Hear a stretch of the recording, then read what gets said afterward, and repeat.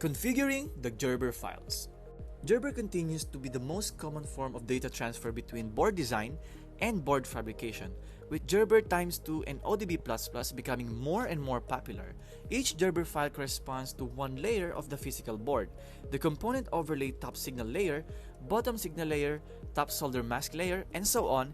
It is advisable to consult with your board fabricator to confirm their requirements before supplying the output files required to fabricate your design. If the board has holes, an NC drill file must also be generated using the same units, resolutions, and position and film settings. Gerber files are configured in the Gerber setup dialog. Access via the PCB editor files, then click for fabrication outputs, then locate Gerber files command or by adding the Gerber output into fabrication output section of an output job, then double clicking on it.